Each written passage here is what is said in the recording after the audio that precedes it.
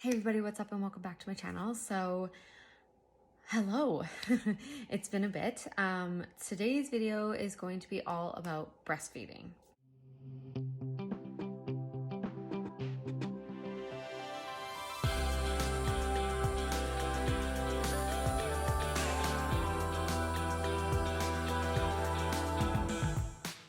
This whole video is TMI.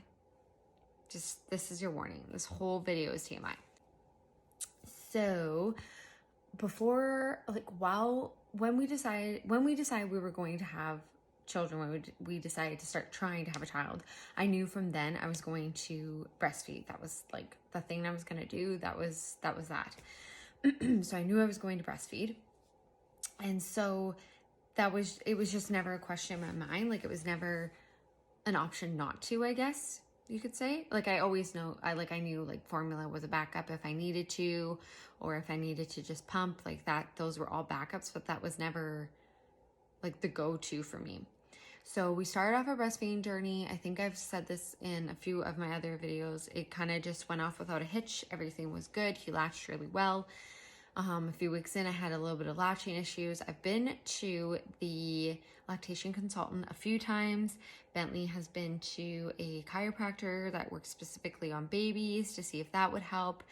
And it did make a bit of a difference for a while, but he's not having those neck issues anymore, and I'm still having issues. So I've been breastfeeding Bentley, strictly breastfeeding Bentley for 3 months now. He's 3 months old. And I have had thrush and mastitis twice already, and I have constant soreness. So if anybody's had thrush before, I also think I've explained this before, but I'll go into it again. So thrush is like a yeast infection only on your boobs, which I didn't know could happen. I didn't know it was possible. It is. And I also didn't know it was common, but it's actually more common than anybody thinks. It's just also like none of these things are talked about. Like, I didn't know these things existed until I started breastfeeding, until I went to a lactation consultant, until I started talking to a few friends who did breastfeed. So yeah, thrush is very, very common actually. And for me, it just seems like it's a common thing that keeps coming back. It doesn't matter what I do. So suggestions were, letting your boobs air out after they eat. I do that every single time he eats. Like, it doesn't matter if he eats and wants to play afterwards, like if it's just us, of course, or just like us and Bryce, I let my boob air out. Another thing is to try and use vitamin E on it, like the capsules, break them open, and you're only supposed to do that like once or twice a week because it's hard for babies to ingest too much of that. I do that. I've had salve for it. I've tried creams. I've tried multiple things, and thrush I've had twice. Then in between my thrushes, I've got mastitis. So if you don't know what mastitis is, that's where your boobs, they produce so much and your ducts clog because you're not getting rid of all the milk that they're producing. It's just like an overproduction of milk. And that's one thing that I've been told since day one, even when I was in the hospital, was that I was a good producer. I was leaking colostrum at 30 weeks, 29 weeks, I was leaking colostrum, and like quite a lot of it.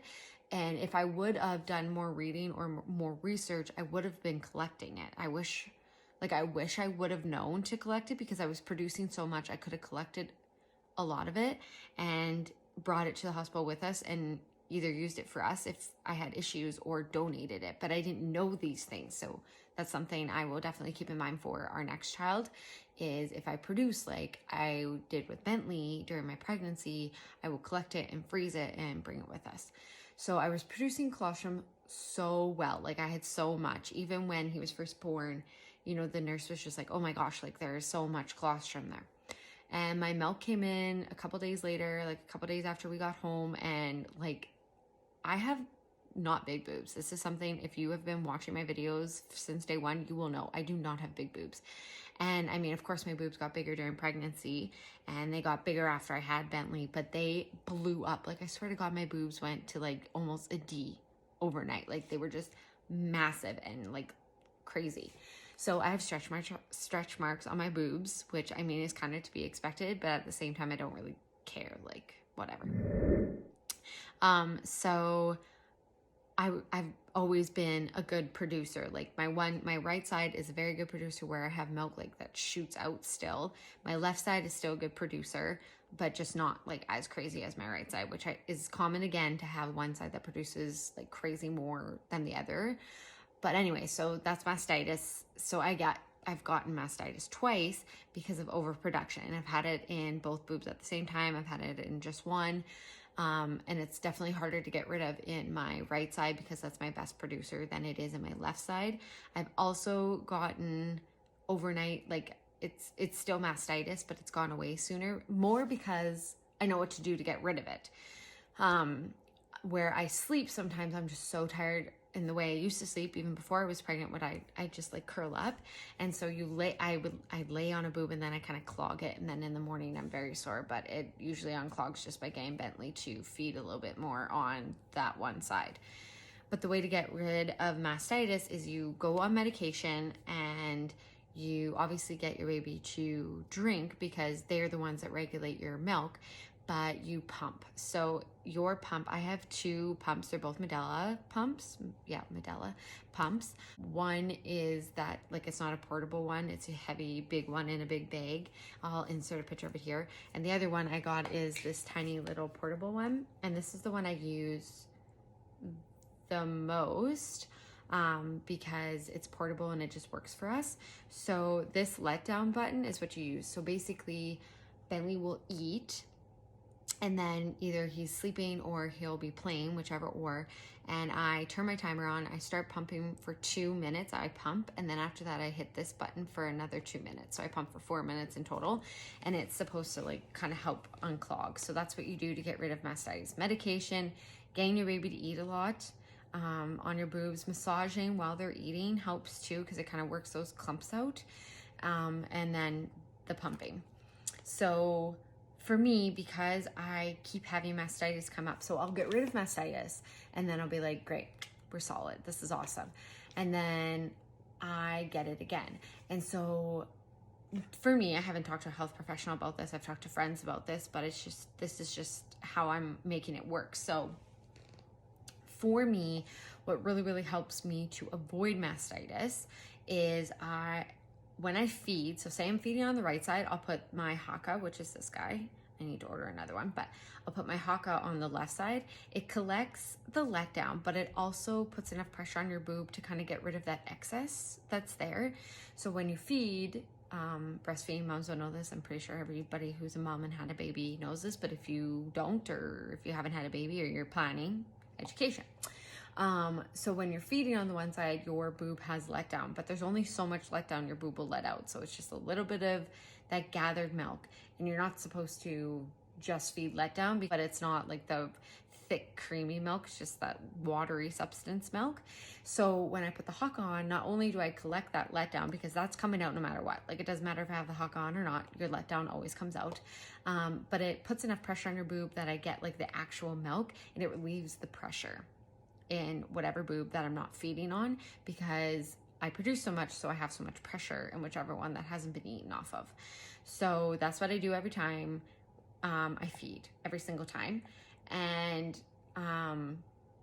as he's gotten bigger, like I think the reason I get mastitis is because when he goes through a growth spurt, he eats a lot. Like his normal feedings are every 2 to 3 hours, and he'll be every half an hour. Like his longest stretch during a growth spurt that he can go is an hour. So he eats a lot during a growth spurt. So then I start producing so much more, because that's what your body does. It signals to your body like you need to produce more milk. And then he'll be done his growth spurt, and I still have all this milk coming in. So to help it regulate, I have to use this or I get mastitis. So that's what I do every single time I feed. Of course, I have gotten lazy a few times, but then I pay for it because I get mastitis. So I've been officially diagnosed with mastitis twice, but I've definitely had it probably 10 or 12 times already in the 3 months that I've been feeding Bentley. Now, on top of all that, I have had very sore nipples. And this is the initial reason that I went to a lactation consultant, is to check on his latch. So Bentley does not have a cleft tongue, doesn't have a cleft palate. He has nothing wrong with his latch. Everything's good there. It's just, I don't know, something that happens. So I have very, very sore nipples, very sensitive, and I use cream with Laneige. I'll take a picture here because I just don't want to get up to grab it to come back. Anyways, I'll insert a picture. I use this. It does help quite a bit because Bentley uses me as a soother after he's done eating. And I've kind of had a battle with myself. Like, do I just let him keep doing that? You know, suck it up. Hopefully my nipples will get tough and use the cream. Or do I only let him do that for a few minutes and give him a soother and kind of save my nipples? Like, I've had quite a bit of battle with myself. When I first started using a soother to relieve the pain, then I was having more and more issues with feeding him. So I went away from that and was just letting him use me as a soother, sucking it up, hoping that my nipples would get tougher. My nipples have not gotten tougher. They've actually, I feel like, gotten weaker to the point where they like are chafing. So as of now, officially what I do is I let him use me as a soother for a little bit, unlatch him. If he's still wanting to go back for the nipple, because he'll be asleep and still want to like, because he knows where the nipple is, obviously. And in his sleep, he still wants to go back. Then I'll give him the soother. And I always keep the soother in my bra on the opposite, like underneath. So that's nice and warm for him. So he's not getting that cold shock because that will wake him up. So if he's still going back and still wanting to suck after I've taken him off because I'm hurting, I'll give him the soother. And then when I go to put him to sleep, I slowly take the soother away. So it's not something he always has to have. But if I delatch him and he doesn't want it, then he doesn't get anything else. And I use the Laneige cream, usually not too much during the day, but at night I use the Laneige cream, and it really has helped me to the point where I don't need to use it during the day. But I'm still having, you know, I still have tender, sore nipples, and it's still something I'm really, really struggling with. And it's quite unfortunate, but it's like, I don't know what to do at this point, because some days when it's really bad, I dread feeding him and I'm crying because it hurts so much when he latches. You know, when he's actually drinking milk, it doesn't hurt. It's the afterwards and in between that it hurts so much, and I dread it. And it's like, here's my options. I just suck it up and keep doing it because breast is best. And you know, it's just the one thing that's like, this is the one thing I should be able to do. Like, I should be able to keep doing this. Like, why can't I do this? 2, do I just pump and bottle feed?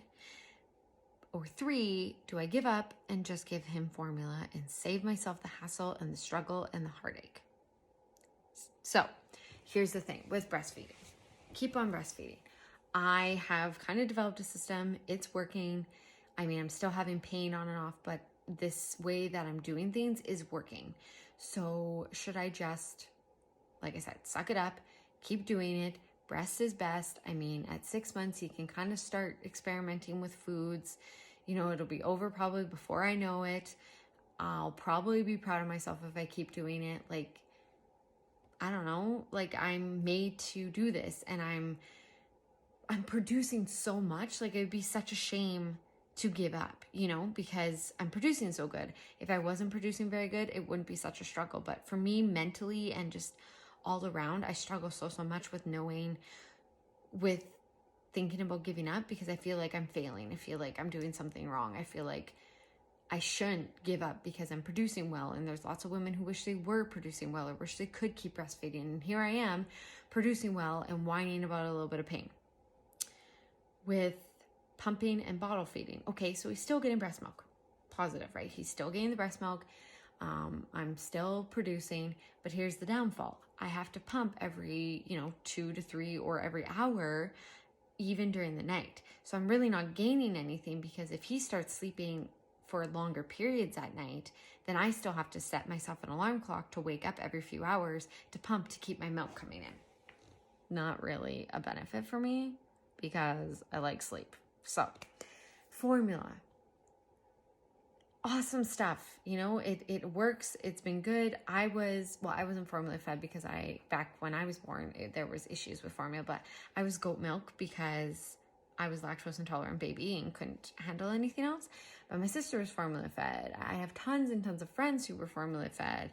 I have friends now who formula feed, and I mean, actually a couple of my friends' babies who are formula fed are heavier and way more ahead in developmental than you would think for their age. Like, I have one friend, her kid is only a month older than Bentley, and like way ahead for some stuff.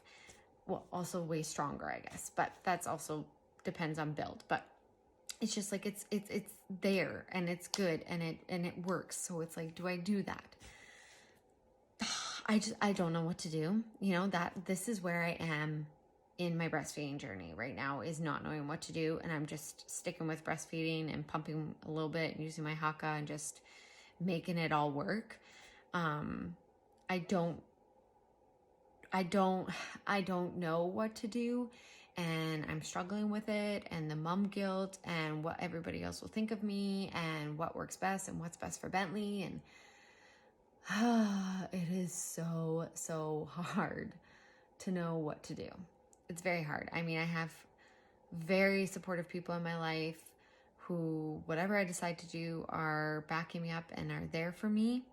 You know, Bryce is like, he doesn't like seeing me in pain every time I go to feed. And, you know, with formula, he'd be able to take some of the feedings. Same with if I pumped. You know, and there's nothing wrong with formula either. So it's just like, I don't know what to do, but I cherish that time that I get to just me and Bentley. Like, this is the one thing only I can do. And maybe that sounds selfish or like self-centered, or like, I don't know, like I'm full of myself or whatever, or I just want my kid for myself, which no, I don't. But it's just like, that's me and my son time. No matter what, no matter where we are, that's my son and I time. Because I got the boobs, nobody else does. Only I can do that. That's us time. No matter where we are, no matter who he's playing with, or whose house he's at, or whatever, that's us time. And I do enjoy that. I do enjoy the bonding experience I've had from breastfeeding. So that's just where I'm at, you guys. It's an ongoing battle, an inner battle of knowing what's best to do. And I feel like that's just motherhood. That's just how it's always going to be. And I can live with that. Like, I can handle that, I think. So that's where I'm at. This is my breastfeeding journey. If you have any comments, questions, any concerns, whatever, leave them down below. If you've gone through this and you have any advice, I'm definitely up for comments. Leave them down below. I would love to hear what you have to think, have went through, anything like that. So thank you so much for watching. Don't forget to hit the thumbs up / like button on your way out, which gives this video and my overall channel the very much needed support that it needs, as well as hitting the subscribe button, which brings you part of my YouTube page, but it also lets you know each time I upload a new video. So thank you so much for watching. Hope you're having a good winter and you're staying healthy and safe.